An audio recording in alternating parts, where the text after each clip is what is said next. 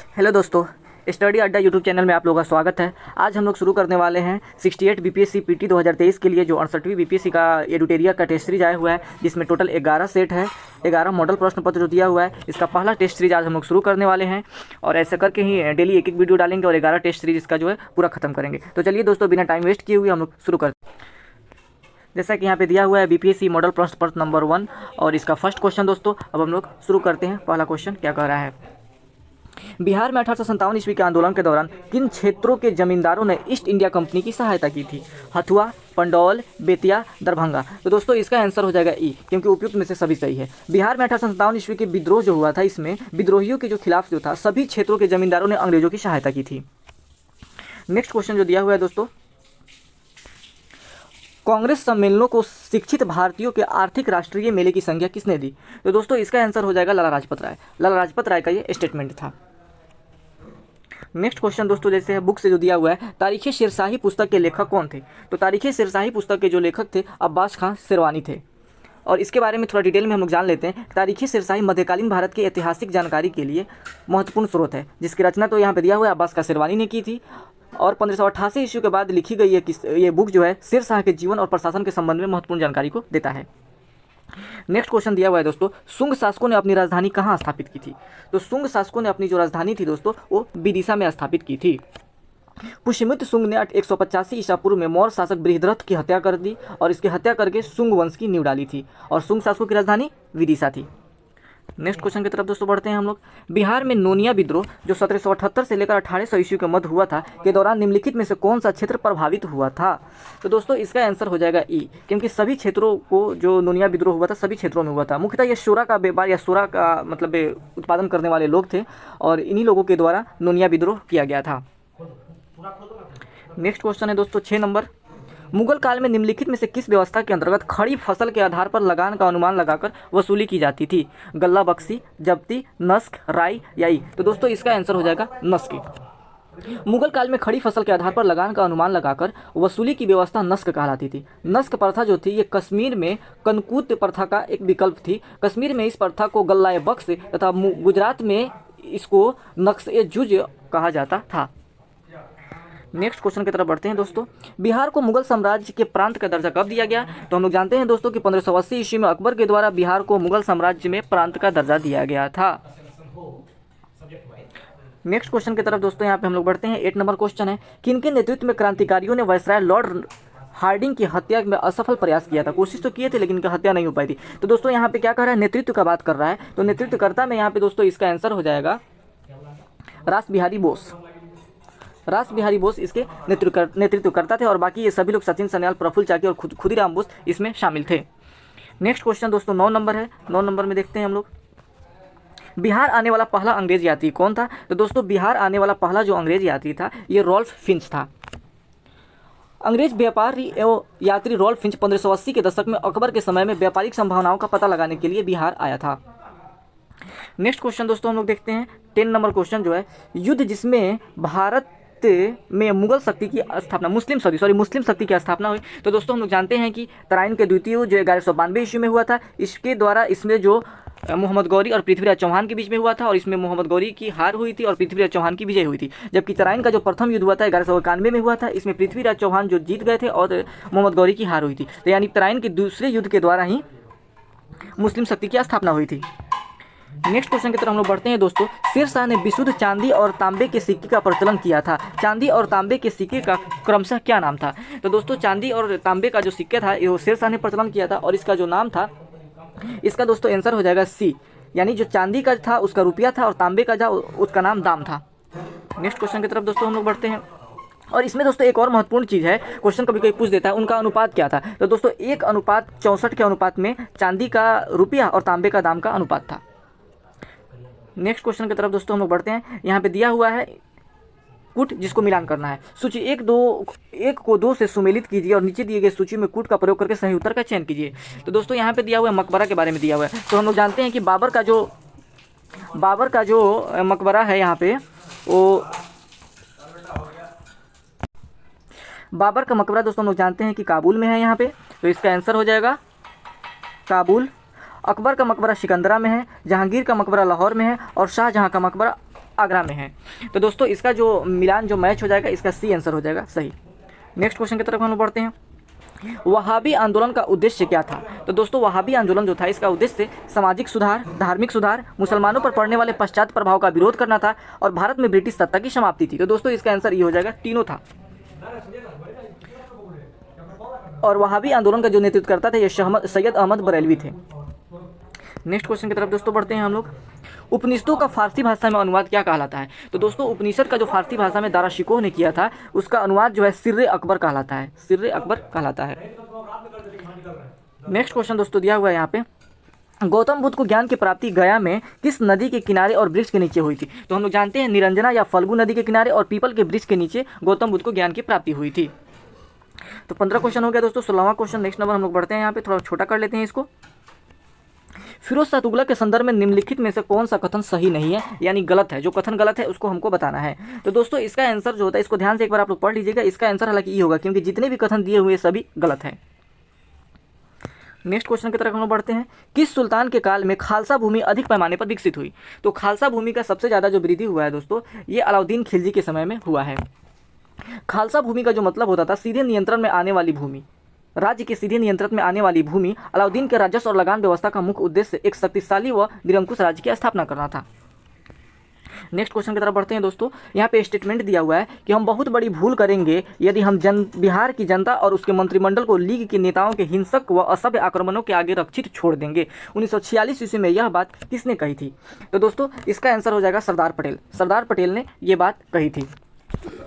मुस्लिम league द्वारा तुष्टीकरण नीति के विरोध में सरदार पटेल ने 1946 ईस्वी में कहा था, ये स्टेटमेंट दिया था। नेक्स्ट क्वेश्चन की तरफ दोस्तों हम लोग बढ़ते हैं। मगध के कर्ण वंश का संस्थापक कौन था? तो मगध में दोस्तों जो कर्ण वंश का स्थापना हुआ था, उसका संस्थापक जो था वासुदेव था। और शुंग वंश का अंतिम शासक देवभूति की हत्या करके और उसके सचिव वासुदेव ने मगध पे 75 ईसा पूर्व में 75 ईसा पूर्व में दोस्तों कर्ण वंश की स्थापना की थी। नेक्स्ट क्वेश्चन 20 नंबर की तरफ बढ़ते हैं। किनके द्वारा लंदन में ब्रिटिश से इंडिया सोसाइटी की स्थापना की गई थी? तो ब्रिटिश इंडिया सोसाइटी की जो स्थापना की गई थी दोस्तों, इसका आंसर हो जाएगा डी, यानी विलियम एडम के द्वारा की गई थी, जो 1839 ईस्वी में हुआ था। नेक्स्ट क्वेश्चन की तरफ बढ़ते हैं दोस्तों। 21 नंबर है, सुलह कुल का सिद्धांत किसके द्वारा प्रतिपादित किया गया था? तो सुलह कुल का सिद्धांत जो था दोस्तों, ये अकबर के द्वारा प्रतिपादित किया गया था। अकबर की धार्मिक नीति का मूल उद्देश्य सार्वभौमिक सहिष्णुता था, इसे ही सुलह कुल की नीति कहा जाता है। नेक्स्ट क्वेश्चन की तरफ बढ़ते हैं दोस्तों। 22 नंबर क्वेश्चन है, तथाकथित कुशासन के आधार पर किस गवर्नर जनरल ने मैसूर राज्य के प्रशासन को अपने हाथों में ले लिया था? तो दोस्तों इसका आंसर हो जाएगा लॉर्ड विलियम बेंटिंक के द्वारा किया गया था। लॉर्ड विलियम बेंटिंक ने 1831 ईस्वी में मैसूर और 1834 ईस्वी में कुर्ग को अव्यवस्था के आधार पर अपने प्रदेश में मिला लिया था। देव समाज दोस्तों यहाँ पे दिया हुआ है, देव समाज के संस्थापक निम्नलिखित में से कौन था? तो देव समाज के जो संस्थापक थे दोस्तों, ये शिव नारायण अग्निहोत्री थे। देव समाज के संस्थापक शिव नारायण अग्निहोत्री ने, और इसका स्थापना कब हुआ था दोस्तों? तो 1887 ईस्वी में देव समाज का स्थापना हुआ था। नेक्स्ट क्वेश्चन की तरफ बढ़ते हैं। 24 नंबर क्वेश्चन जो है, विधवा पुनर्विवाह अधिनियम किसके शासनकाल में क्रियान्वित हुआ था? क्वेश्चन को देखना है दोस्तों, क्रियान्वित दिया है। तो विधवा पुनर्विवाह जो था ये 1856 ईस्वी में, हम लोग जानते हैं कि 1856 ईस्वी में लॉर्ड डलहौजी के समय आया था, लेकिन क्रियान्वयन यानी पास कब हुआ था? तो लॉर्ड कैनिंग के समय ये पास हुआ था। इसका आंसर लॉर्ड कैनिंग हो जाएगा। नेक्स्ट क्वेश्चन की तरफ हम लोग बढ़ते हैं दोस्तों। 25 नंबर जो क्वेश्चन है, निम्न युग्मों में से कौन सा सही सुमेलित है? तो इसमें जो इसका जो सुमेलित चूज करना है दोस्तों, तो इसका आंसर हो जाएगा लॉर्ड कॉर्नवालिस अस्थायी बंदोबस्त। ये इसका सही है, लॉर्ड कॉर्नवालिस अस्थायी बंदोबस्त, और बाकी जो दिया हुआ है वो गलत दिया हुआ है।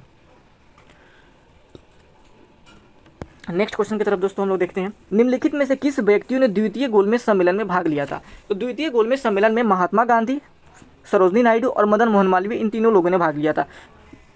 तो दोस्तों इसका आंसर 1, 2 और 3 हो जाएगा, यानी डी इसका आंसर सही हो जाएगा। 27 नंबर क्वेश्चन है, 1904 ईस्वी में क्रांतिकारियों की गुप्त संस्था अभिनव भारत का गठन किसके द्वारा किया गया था? तो दोस्तों हम लोग जानते हैं कि अभिनव भारत की जो स्थापना किया गया था, ये वीडी सावरकर, विनायक दामोदर सावरकर द्वारा किया गया था। अगस्त 1923 ईस्वी में बनारस हिंदू महासभा अधिवेशन की अध्यक्षता किसके द्वारा की गई थी?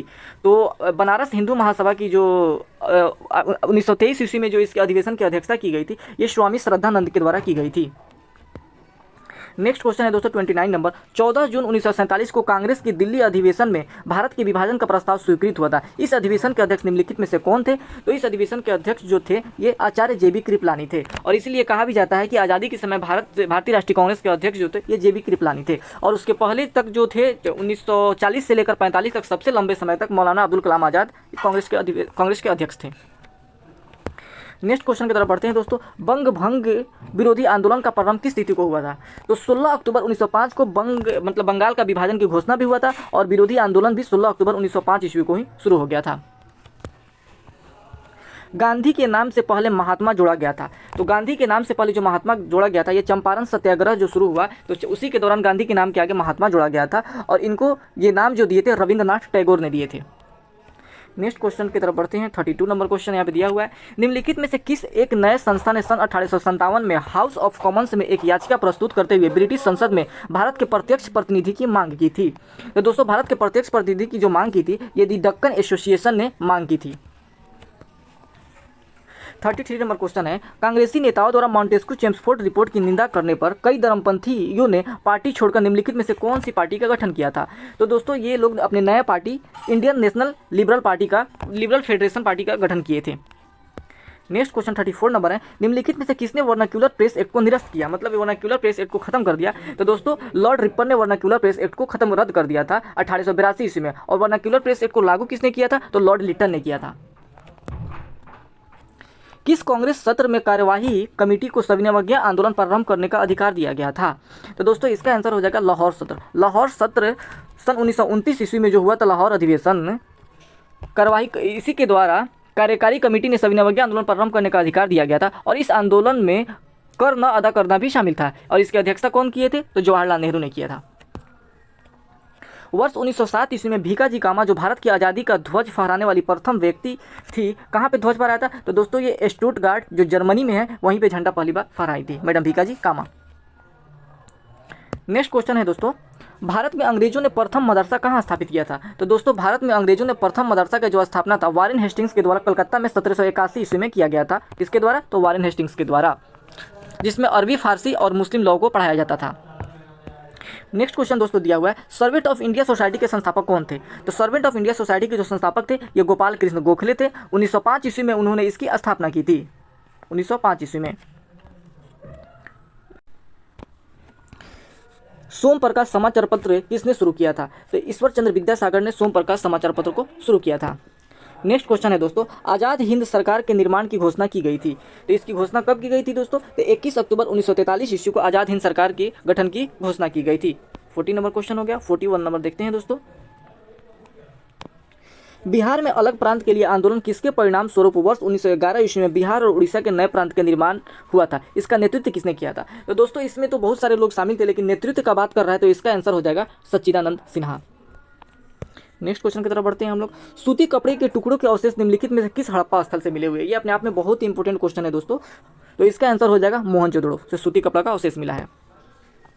संगम साहित्य निम्नलिखित में से किससे संबंधित है? तो दोस्तों संगम साहित्य जो है तमिल से संबंधित है। 44 नंबर है, निम्नलिखित में से कौन भारत आए विदेशी आक्रमणकारियों का सही क्रम है? तो दोस्तों जो सही क्रम है इसका आंसर हो जाएगा सी, हिंद, यवन, शक, हिंद, पार्थियन और कुषाण। हिंद पार्थियन को पहला भी बोलते हैं, तो अगर ये दिया रहा है कि हिंद, पहला, शक, हिंद, यवन, शक, पहला, कुषाण, तो वो भी सही हो जाएगा। नेक्स्ट क्वेश्चन दोस्तों दिया हुआ है, कांचीपुरम निम्नलिखित में से किसकी राजधानी थी? तो कांचीपुरम दोस्तों पल्लव की राजधानी कांचीपुरम थी, और जो पल्लव वंश के जो संस्थापक था वो सिंह विष्णु था। नेक्स्ट क्वेश्चन है दोस्तों, अरब यात्री इब्न बतूता किस सुल्तान के काल में भारत आया था? तो हम लोग जानते हैं कि अरब यात्री इब्न बतूता जो है MBT यानी मोहम्मद बिन तुगलक के काल में भारत आया था, और इसका प्रमुख जो एक किताब जो लिखा था रेहला, वो इन्हीं का किताब है। नेक्स्ट क्वेश्चन है दोस्तों, ऑक्सीटोसिन हार्मोन का स्राव किस ग्रंथि से होता है? तो ये दोस्तों हो जाएगा पीयूष ग्रंथि या पिट्यूटरी ग्लैंड या मास्टर ग्लैंड, इसी को बोला जाता है, यहीं से होता है। 48 नंबर जो है दोस्तों, हाइड्रा में अलैंगिक जनन निम्नलिखित में से किसके द्वारा होता है? तो मुकुलन के द्वारा हाइड्रा में जो होता है अलैंगिक जनन होता है। नेक्स्ट क्वेश्चन है दोस्तों, वृद्धि हार्मोन स्रावित होता है। वृद्धि हार्मोन जो होता है, ग्रोथ हार्मोन किसके द्वारा स्रावित होता है? तो ये भी पिट्यूटरी ग्लैंड के द्वारा या पीयूष ग्रंथि या मास्टर ग्रंथि, तीनों इसी का नाम है। नेक्स्ट क्वेश्चन दोस्तों 15 नंबर क्वेश्चन जो दिया हुआ है, वैसोप्रेसिन का कार्य क्या होता है? तो दोस्तों वैसोप्रिन का जो कार्य होता है इसका आंसर दोस्तों ई हो जाएगा, मतलब वैसोप्रीन एक एंटी डायूरेटिक हार्मोन को भी कहा जाता है। यह हार्मोन गुर्दे के द्वारा आवश्यक तरल पदार्थ बनाने व रक्त वाहिनियों को संकुचित करने में मदद करता है और रक्तचाप को भी नियंत्रित करता है। तो दोस्तों इसका आंसर जो होगा ये ए बी सी तीनों हो जाएगा, इसलिए इसका आंसर ई हो जाएगा। नेक्स्ट क्वेश्चन देखते हैं हम लोग, कार्बोहाइड्रेट उपापचय को किसके द्वारा नियंत्रित किया जाता है? तो कार्बोहाइड्रेट जो उपापचय होता है इसको इंसुलिन के द्वारा नियंत्रित किया जाता है। निम्नलिखित में से कौन सी नदी बिहार और उत्तर प्रदेश के बीच सीमा रेखा बनाती है? तो दोस्तों इसका आंसर हो जाएगा उत्तर प्रदेश और बिहार के बीच सीमा जो गंडक भी बनाती है, घाघरा भी बनाती है, और तो इसका आंसर दोस्तों हो जाएगा गंडक और घाघरा, यानी इसका आंसर ई हो जाएगा। और एक और नदी है कर्मनासा, वो भी इस मतलब डी दिया हुआ है यहाँ पे, कर्मनासा ये भी बनाती है। नेक्स्ट क्वेश्चन की तरफ बढ़ते हैं, हॉर्न ऑफ अफ्रीका कहलाने वाला विभिन्न 4 देशों में कौन सा देश जो है स्थलरुद्ध है? स्थलरुद्ध का मतलब होता है लैंड लॉक है, जो चारों तरफ से मतलब जिसके चारों तरफ से जमीन से ही घिरा हुआ है। तो दोस्तों इसका आंसर हो जाएगा इथोपिया। और हॉर्न ऑफ अफ्रीका जो है इसमें 4 देश कौन है दोस्तों? तो हॉर्न ऑफ अफ्रीका में यूथोपिया, सोमालिया, जिबूती और इरिट्रिया है। नेक्स्ट क्वेश्चन की तरफ बढ़ते हैं दोस्तों, रोमानिया की राजधानी कहाँ है? तो रोमानिया की जो राजधानी है दोस्तों ये बुखारेस्ट है, और यहाँ पे जो बुडापेस्ट दिया हुआ है ये हंगरी की राजधानी है, तो इसमें कंफ्यूज नहीं होना है। नेक्स्ट क्वेश्चन देखते हैं दोस्तों, बिहार के किस कृषि जलवायु में सबसे अधिक जिले आते हैं? तो हम लोग जानते हैं दोस्तों कि सबसे ज़्यादा जो है उत्तर पश्चिम में आते हैं, यानी बी इसका आंसर हो जाएगा। 56 नंबर है, रेगुड़ या काली मिट्टी सर्वाधिक विस्तार किस राज्य में सबसे ज़्यादा विस्तार है दोस्तों? तो महाराष्ट्र में है, और इसमें इसको काली कपासी मिट्टी भी कहा जाता है क्योंकि इसमें कपास की खेती बहुत अच्छी तरह से होती है। 57 नंबर क्वेश्चन है दोस्तों, मलक्का जल संधि से आने जाने की सुविधा है, मतलब किसमें आने जाने की सुविधा मलक्का जल संधि से मिलती है? तो दोस्तों इसका आंसर हो जाएगा डी, यानी अंडमान सागर से दक्षिण चीन सागर तक। 58 नंबर है, निम्नलिखित में से कौन स्थलरुद्ध देश है, यानी लैंड लॉक कंट्री है दोस्तों? तो इसका आंसर जो हो जाएगा माली। और सबसे बड़ा लैंड लॉक कंट्री कौन है दोस्तों अगर पूछे तो कजाकिस्तान है। 59 नंबर क्वेश्चन दोस्तों है, भूटान के साथ भारत के किस राज्य की सीमा सबसे ज़्यादा लंबी है? तो भूटान के साथ दोस्तों सबसे ज़्यादा जो लंबी सीमा है ये असम की है, और जो भूटान से जो सीमा साझा करते हैं उसमें 699 किलोमीटर जो है असम के साथ साझा करता है। सॉरी, तो टोटल जो चार जो राज्य हैं उनसे 699 किलोमीटर साझा करता है, और जो असम है असम से इसमें 267 किलोमीटर, अरुणाचल प्रदेश से 217 किलोमीटर, पश्चिम बंगाल से 183 किलोमीटर और सिक्किम से 32 किलोमीटर, यानी भूटान से टोटल 4 राज्य जो है वो सीमा साझा करते हैं। 60 नंबर क्वेश्चन दोस्तों देखते हैं। 60 नंबर क्वेश्चन है, विश्व की गेहूं की मंडी किस शहर को कहा जाता है? तो विनिपेग जो कनाडा में है इसी को विश्व की गेहूं की मंडी कहा जाता है। नेक्स्ट क्वेश्चन दोस्तों है यहाँ पे, टेरारोसा मिट्टी किसके लिए उपयुक्त होती है? तो टेरारोसा मिट्टी जो होती है दोस्तों ये कहवा के लिए उपयुक्त होती है, तो 61 का आंसर हो जाएगा बी, जो ब्राज़ील में पाई जाती है, और ब्राज़ील को कहवा का मतलब कहवा का सबसे ज़्यादा उत्पादक देश ब्राज़ील भी है, ब्राज़ील ही है। अल्पस पर्वत के विस्तृत क्षेत्र से संबंधित देश कौन सा है दोस्तों? तो इसका आंसर हो जाएगा ई, क्योंकि अल्पस जो पर्वत है ये स्विट्जरलैंड, फ्रांस में दोनों देशों में फैला हुआ है, और इसकी सबसे ऊंची चोटी जो माउंट ब्लैक वो स्विट्जरलैंड में ही है, सॉरी फ्रांस में है। नेक्स्ट क्वेश्चन दोस्तों दिया हुआ है, याकूत किस देश की प्रमुख जनजाति है? तो याकूत जो है ये रसिया की प्रमुख जनजाति है। अभी रसिया और यूक्रेन बहुत ज़्यादा चल रहे हैं चर्चा में, तो इससे क्वेश्चन पूछने का चांसेस है। नेक्स्ट क्वेश्चन दिया हुआ है दोस्तों, भारत में उच्च न्यायालयों के न्यायाधीश के पद का शपथ कौन दिलवाता है? तो उच्च न्यायालय का जो शपथ जो होता है दोस्तों ये राज्य का राज्यपाल दिलवाते हैं। 65 नंबर क्वेश्चन है, राष्ट्रपति और उपराष्ट्रपति के चुनाव से संबंधित चुनावी विवादों का निपटारा कौन करता है? तो इसका भारत का सर्वोच्च न्यायालय के द्वारा निपटारा किया जाता है। 66 नंबर क्वेश्चन है, भारत के संविधान में कल्याणकारी राज्य का आदर्श निहित है। कल्याणकारी राज्य की चर्चा, तो दोस्तों इसका आंसर हो जाएगा डीपीएसपी, यानी राज्य के नीति निर्देशक तत्व, जो भाग 4 में अनुच्छेद 36 से लेकर के 51 तक दिया हुआ है। नेक्स्ट क्वेश्चन है दोस्तों, निम्नलिखित में से कौन विधि के शासन का प्रमुख लक्षण है? तो विधि के शासन का दोस्तों प्रमुख लक्षण कौन है? तो इसका आंसर हो जाएगा ई, शक्तियों का परिसीमन, सीमित सरकार, स्वतंत्रता और नागरिक अधिकार एवं विधि के समक्षमता विधि के शासन का प्रमुख लक्षण है। अर्थात जितने भी जो ये कथन दिए हुए ये सभी सही है, इसलिए इसका आंसर ई हो जाएगा। नेक्स्ट क्वेश्चन की तरफ बढ़ते हैं, जो तो 68 नंबर जो दिया हुआ है, भारत में मताधिकार और निर्वाचित होने का जो अधिकार है ये कैसा अधिकार है? तो दोस्तों मताधिकार और निर्वाचित होने का जो अधिकार है ये हमको संविधान के द्वारा दिया गया, इसलिए यह एक संवैधानिक अधिकार है जो हमको अनुच्छेद 326 के द्वारा प्राप्त है। नेक्स्ट क्वेश्चन की तरफ बढ़ते हैं, भारत के सर्वोच्च न्यायालय के अधिकार क्षेत्रों को बढ़ाने का अधिकार किसको है? तो ये सिर्फ और सिर्फ संसद को है। 17 नंबर क्वेश्चन है दोस्तों, निम्नलिखित में से कौन सिविल सेवा बोर्ड के पदेन अध्यक्ष होते हैं? तो सिविल सेवा बोर्ड के जो पदेन अध्यक्ष होते हैं ये कैबिनेट सचिव होते हैं। 71 नंबर क्वेश्चन है दोस्तों, निम्नलिखित में से कौन भारत के संविधान के तहत नागरिकों का मौलिक कर्तव्य है? तो हमको टोटल 11 प्रकार के मौलिक कर्तव्य प्राप्त है, जो इसमें से कौन है? जो अनुच्छेद 51 क में दिया हुआ है, सरदार स्वर्ण सिंह समिति के आधार पर, सिफारिश के आधार पर इसको शामिल किया गया भारतीय संविधान में। तो दोस्तों इसका आंसर हो जाएगा सी, देश की रक्षा करने के लिए और ऐसा करने पर राष्ट्रीय सेवा प्रदान करना जब ऐसा आह्वान किया जाए। 72 नंबर दोस्तों जो क्वेश्चन दिया हुआ है यहाँ पे, इसका आंसर देखते हैं, हम लोग क्वेश्चन को देखते हैं। निषेध का रीट उच्चतम या उच्च न्यायालय द्वारा जारी किया जाता है। तो दोस्तों इसका आंसर हो जाएगा ई, एक अवर न्यायालय या अधिकरण को उसके अधिकार क्षेत्र से अधिक या प्राकृतिक न्याय के नियमों के विपरीत कार्य करने से रोकना। नेक्स्ट क्वेश्चन देखते हैं दोस्तों, यहाँ पे 73 नंबर क्वेश्चन जो दिया हुआ है, लोकसभा के अध्यक्ष को पद से हटाया जा सकता है। तो दोस्तों लोकसभा के अध्यक्ष जो होता है इसको पद से लोकसभा के सभी सदस्यों को बहुमत से पारित प्रस्ताव के द्वारा ही हटाया जा सकता है। 74 नंबर क्वेश्चन है, भारत का संविधान गणतंत्रात्मक है क्योंकि यह, तो दोस्तों इसका आंसर हो जाएगा डी, कोई वंशानुगत तत्व नहीं है, इसलिए ये गणतंत्रात्मक है। 75 नंबर क्वेश्चन दोस्तों दिया हुआ है, विश्व व्यापार संगठन के शासन के तहत सबसे पसंदीदा राष्ट्र खंड निम्नलिखित के सिद्धांत पर आधारित होता है। तो दोस्तों इसका आंसर हो जाएगा ए, राष्ट्रों के बीच गैर भेदभाव। 76 नंबर क्वेश्चन है, बिहार के किस वित्तीय वर्ष से परिणामी बजट प्रस्तुत करने की शुरुआत की गई है? तो दोस्तों जो परिणामी बजट है ये 2006-07 से शुरू किया गया है।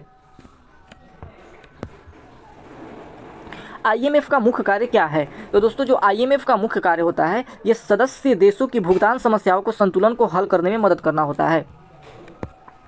78 है, हॉट मनी शब्द का उपयोग किसके लिए किया जाता है? तो दोस्तों जो हॉट मनी होता है इसका जो उपयोग किया जाता है विदेशी पोर्टफोलियो निवेश के रूप में किया जाता है हॉट मनी का उपयोग।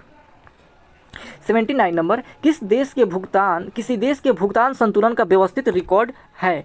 तो दोस्तों इसका आंसर हो जाएगा सामान्य रूप से 1 वर्ष की अवधि के दौरान देश के सभी आयात और निर्यात लेन देन। तो इसका आंसर ए हो जाएगा।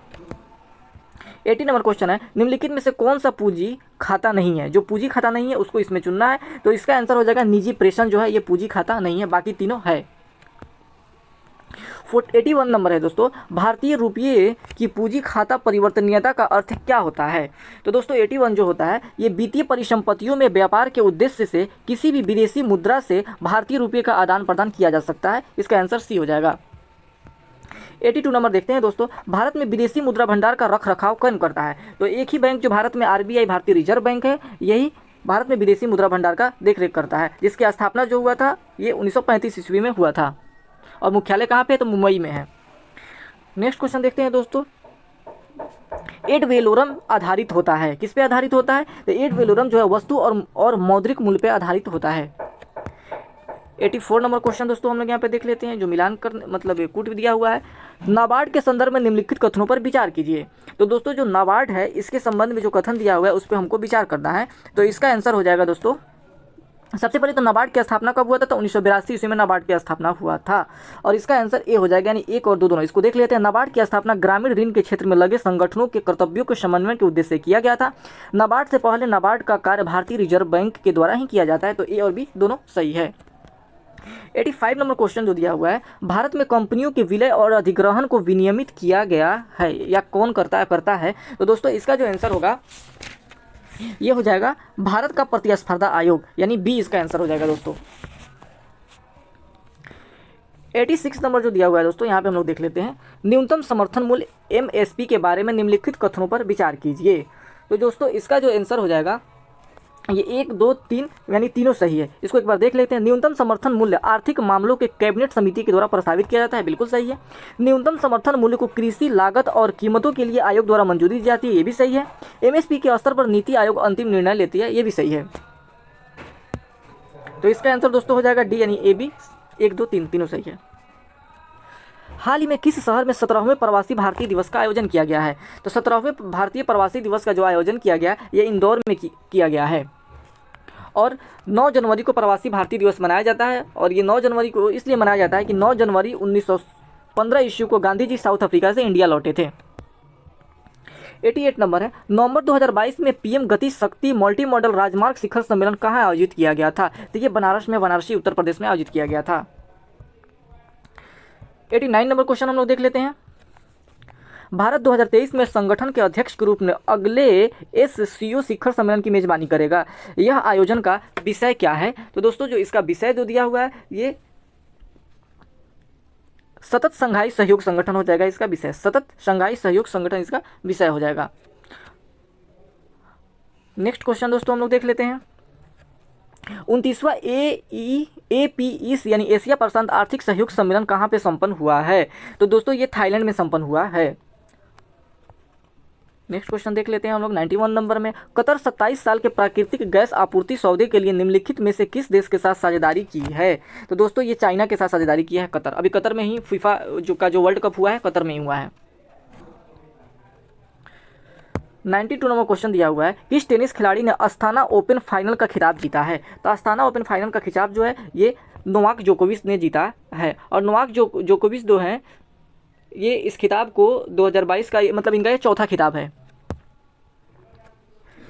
फाइनल में बहरीन के हबीब सबा को हराकर भारत ने कौन सा नया विश्व 6 रेड स्कूनर चैंपियनशिप बना है? तो इसका आंसर हो जाएगा S श्री कृष्ण। 94 नंबर जो दिया हुआ है, हाल ही में खबरों में रहा असोला भट्टी वन्य जीव अभयारण्य कहाँ पे है? तो दोस्तों असोला भट्टी वन्य जीव अभयारण्य बहुत इंपॉर्टेंट है, ये नई दिल्ली में स्थित है। नेक्स्ट क्वेश्चन दिया हुआ है 95 नंबर जो है, किस संस्था द्वारा लिविंग प्लैनेट रिपोर्ट को जारी किया गया है? तो दोस्तों ये WWF के द्वारा जारी किया गया है। 96 नंबर है दोस्तों, हाल ही में खबरों में रहा वायु अमृत क्या है? तो हाल ही में जो वायु अमृत खबर में रहा है ये एक फसल अवशेष प्रबंध का पहल है। दोस्तों अगर इसका PDF आप लोगों को चाहिए होगा तो टेलीग्राम का लिंक मैं इसके नीचे डिस्क्रिप्शन बॉक्स में दे दूंगा, वहां से जाकर ज्वाइन करके और इसका PDF ले सकते हैं। नेक्स्ट क्वेश्चन देखते हैं। प्रधानमंत्री आवास योजना जो शहरी पुरस्कार 2021 किस राज्य के प्रथम स्थान प्राप्त किया है? तो उत्तर प्रदेश इसमें प्रथम स्थान प्राप्त किया है। करंट अफेयर चल रहा है यहाँ पे। संयुक्त राष्ट्र मानवाधिकार आयोग ने विशेष दूत के रूप में नियुक्त होने वाली पहली भारतीय और एशियाई महिला कौन बनी है? तो दोस्तों जो ये है ये डॉक्टर KP अश्विन बनी है, KP अश्विनी। नेक्स्ट क्वेश्चन देख लेते हैं। देश का पहला वर्चुअल स्कूल कहाँ शुरू किया गया है? तो नई दिल्ली में देश का पहला वर्चुअल स्कूल को शुरू किया गया है। 100 नंबर दिया हुआ है, किस संस्था में women in engineering science and technology west पहल का शुरुआत किया है? तो दोस्तों ये प्रधान वैज्ञानिक सलाहकार का कार्यालय के द्वारा शुरू किया गया है। बी हो जाएगा इसका आंसर। हाल ही में खबरों में रहा मुइफा क्या है? तो जो हाल ही में जो मुइफा खबर में रहा है दोस्तों ये एक आंधी है जिसका नाम मुइफा दिया गया है और ये ताइवान में आया था। सितंबर 2022 में किस नौसेना जहाज को 32 साल की सेवा के बाद में सेवा मुक्त कर दिया गया है? तो INS अजय को सेवा मुक्त कर दिया गया है। गति शक्ति विश्वविद्यालय वडोदरा के पहले कुलाधिपति के रूप में किसे नियुक्त किया गया है? तो अश्विनी वैष्णव को नियुक्त किया गया है। दुनिया का सबसे ऊंचा रेलवे पुल जो है किस देश में स्थित है दोस्तों? तो हम लोग जानते हैं ये भारत में स्थित है। जो चिनाब ब्रिज है इसी का नाम स्टील आर्क के रूप में इसको बनाया गया है, जम्मू कश्मीर में स्थित है। 105 नंबर क्वेश्चन है दोस्तों, हाल ही में किसे अमेरिका द्वारा presidential life time achievement award से सम्मानित किया गया है? तो कृष्णा वविलाला को सम्मानित किया गया है। 106 नंबर क्वेश्चन दोस्तों यहाँ पे देखते हैं हम लोग, मेजर ध्यानचंद खेल रत्न पुरस्कार 2022 से किस खिलाड़ी को दिया गया है? तो अचंत शरत कमल को ये चीज़ प्रदान किया गया है जो टेबल टेनिस से संबंधित है। दोस्तों अगर मेरा वीडियो अच्छा लग रहा है तो चैनल को लाइक और सब्सक्राइब और शेयर जरूर करें। 107 नंबर क्वेश्चन है दोस्तों, हाल ही में भारतीय रिजर्व बैंक ने किस देश के मौद्रिक प्राधिकरण के साथ मुद्रा अदला बदली के समझौते पर हस्ताक्षर किया है? तो मुद्रा अदला बदली के समझौते पर मालदीव के साथ ने भारत समझौता किया है। प्रधानमंत्री नरेंद्र मोदी ने 11वीं शताब्दी भक्ति रामानुजाचार्य की स्मृति में 216 फीट ऊंची स्टैचू ऑफ इक्वेलिटी राष्ट्र को समर्पित किया है, जो कहाँ पे स्थित है? तो ये हैदराबाद में स्थित है। 109 नंबर क्वेश्चन है, किस देश ने रहने योग्य संभावित ग्रहों की पहचान के लिए AI आधारित एल्गोरिथम को तैयार किया गया है? तो ये अपना देश भारत ने तैयार किया है। बिहार में जातीय जनगणना कितनी चाहिए? तो बिहार में जातीय जनगणना 2 चरण में कराई जा रही है, जो इसकी शुरुआत 7 जनवरी 2023 से की गई है। ब्रिक्स देशों के न्यू डेवलपमेंट बैंक ने भारत में क्षेत्रीय कार्यालय खोलने की घोषणा की है। यह किस राज्य में खोला जाएगा? तो दोस्तों ये गुजरात में खोला जाएगा। 112 नंबर में प्यार का पौधा अभियान किस भारतीय राज्य द्वारा शुरू किया गया है? तो अपना बिहार के द्वारा प्यार का पौधा अभियान की शुरुआत किया गया है, जिसके द्वारा वृक्षारोपण को बढ़ावा दिया जा रहा है। जैव विविधता का विस्तृत रजिस्टर तैयार करने वाला पहला मेट्रो शहर हाल ही में कौन बन गया है? तो ये कोलकाता बन गया है। 114 नंबर क्वेश्चन है, बिहार के किस जिले में दूसरा टाइगर रिजर्व स्थापित किया जा रहा है? तो कैमूर में स्थापित किया जा रहा है और पहला पश्चिमी चंपारण में है। 115 नंबर क्वेश्चन है, फिलीपींस में आयोजित एशियाई बैडमिंटन चैंपियनशिप 2022 से पीवी सिंधु में कौन सा पदक जीता है? तो पीवी सिंधु ने इसमें कांस्य पदक जीता है। बिहार के वर्तमान महाधिवक्ता कौन है? तो हाल ही में बिहार के महाधिवक्ता जो है पीके शाही ये बने हैं, और इनके पहले जो थे मतलब पीके शाही बने हैं जो 13 जनवरी 2023 के बने हैं, और इनका नाम प्रशांत कुमार शाही होगा। नेक्स्ट क्वेश्चन देखते हैं दोस्तों, बिहार के चौथा कृषि रोड मैप कब से लागू होगा? तो ये 1 अप्रैल 2023 से चौथा कृषि रोड मैप लागू होगा। गुजरात में आयोजित 36वें राष्ट्रीय खेलों में बिहार ने कितने पदक जीते हैं दोस्तों? तो सिर्फ 2 पदक जीते हैं, और ये जो दोनों पदक है ये कांस्य पदक हैं। बिहार में ग्रामीण सड़क की कुल लंबाई कितनी है? तो दोस्तों बिहार में ग्रामीण सड़क की जो बिहार आर्थिक सर्वेक्षण 2021-22 के द्वारा 1,02,306 किलोमीटर है। 120 नंबर क्वेश्चन है, बिहार आर्थिक सर्वेक्षण 2021-22 के अनुसार प्याज के उत्पादन में राज्य में वर्ष 2020-21 में कौन सा जिला जो है शीर्ष पर रहा है प्याज के उत्पादन में? तो नालंदा शीर्ष पर रहा है। आर्थिक सर्वेक्षण 2021-22 के अनुसार आलू के उत्पादन में राज्य में वर्ष 2020-21 में 3 प्रमुख जिले कौन रहे हैं दोस्तों? तो ये हो जाएगा पटना, नालंदा और समस्तीपुर, यानी ए इसका आंसर सही हो जाएगा। बिहार आर्थिक सर्वेक्षण 2021-22 के अनुसार आम के उत्पादन में 2020-21 में कौन सा जिला जो है शीर्ष पर रहा है? तो आम के उत्पादन में दोस्तों जो दरभंगा है ये शीर्ष पर रहा है, और मधुबनी जो है ये मखाना के उत्पादन में शीर्ष पे है। राष्ट्रीय पूंजीगत वस्तु नीति 2016 का उद्देश्य किस वर्ष तक पूंजीगत वस्तुओं के उत्पाद को दुगुना करना है दोस्तों? तो इसका आंसर हो जाएगा 2025 तक दुगुना कर देना है। 124 नंबर क्वेश्चन देखते हैं यहाँ पे दोस्तों, अग्रिम अनुमानों के अनुसार 2021-22 के अनुसार भारत की जीडीपी वृद्धि दर जो है ये कितने % रहने का अनुमान लगाया गया है? तो 9.2% रहने का अनुमान लगाया गया है। 125 नंबर क्वेश्चन है दोस्तों, एफडीआई इक्विटी अंतर्प्रवाह के मामले में भारत में शीर्ष निवेश करने वाला देश कौन है? तो सिंगापुर जो है सबसे ज़्यादा फॉरेन जो निवेश भारत में हुआ है सिंगापुर के द्वारा ही किया गया है, और दूसरे स्थान पे यहाँ पे है यूएसए है।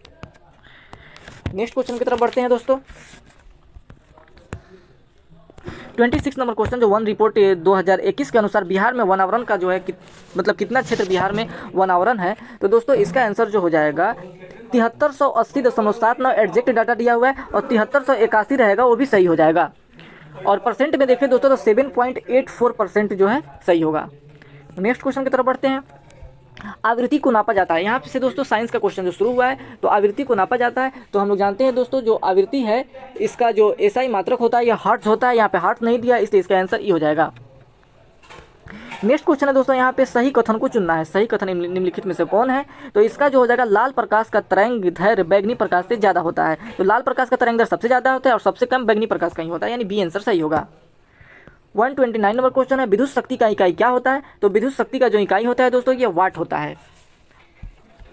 नेक्स्ट क्वेश्चन की तरफ बढ़ते हैं दोस्तों, विद्युत मोटर में मतलब विद्युत मोटर का जो काम होता है वो किसको किस में बदलता है? तो ये इंपॉर्टेंट क्वेश्चन है, विद्युत ऊर्जा को यांत्रिक ऊर्जा में विद्युत मोटर बदलने का काम करता है, इसका सी आंसर यानी सही हो जाएगा। 131 नंबर क्वेश्चन है, विद्युत धारा निम्नलिखित में से किस उपकरण से मापी जाती है? तो ए मीटर से विद्युत धारा को मापा जाता है। 132 नंबर क्वेश्चन दोस्तों दिया हुआ है, ग्रीन हाउस गैसों में मुख्य घटक कौन सा होता है? तो ग्रीन हाउस गैस जो होता है ये carbon dioxide, methane, oxygen, ozone, nitrous oxide ये सभी होता है, यानी इसका आंसर ये हो जाएगा। 133 नंबर क्वेश्चन है, आइंस्टीन को नोबेल प्राइज किस कार्य के लिए दिया गया था? तो प्रकाश विद्युत प्रभाव के लिए आइंस्टीन को नोबेल प्राइज दिया गया था, जो 1921 ईस्वी में इनको प्राप्त हुआ था। नेक्स्ट क्वेश्चन की तरफ बढ़ते हैं दोस्तों, निम्नलिखित में से पीएच मान 7 जो होता है किसका पीएच मान होता है? तो हम लोग जानते हैं 7 जो होता है ये न्यूट्रल यानी उदासीन का पीएच मान होता है, तो शुद्ध पानी और उदासीन विलयन दोनों दिया हुआ है, यानी इसका आंसर ये हो जाएगा। 135 नंबर क्वेश्चन है, निम्नलिखित तत्वों में से किसे न्यूट्रॉन नहीं होता है? तो हाइड्रोजन में न्यूट्रॉन नहीं होता है। डीएनए की खोज किसने की थी? तो दोस्तों 136 नंबर दिया हुआ है, डीएनए की खोज किसने की थी? तो इसका आंसर जो है यहाँ पे हो जाएगा फ्रेडरिक मिशर हो जाएगा, जो यहाँ पे नहीं दिया हुआ है इसलिए इसका आंसर ये हो जाएगा। और जो डबल ह्यूलिक जो मॉडल था इसका दिया रहेगा तब इसका आंसर ये होगा दोस्तों, यानी वाटसन और क्रिक ने। और डीएनए का खोज यानी इसका आंसर ये हो जाएगा फ्रेडरिक मिशर ने किया था।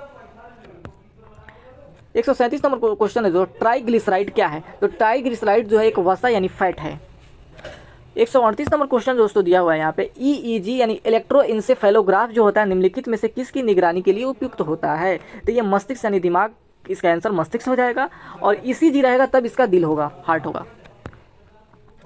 शरीर का तापमान नियंत्रित कौन करता है। तो शरीर के तापमान को हाइपोथैलेमस के द्वारा नियंत्रित किया जाता है।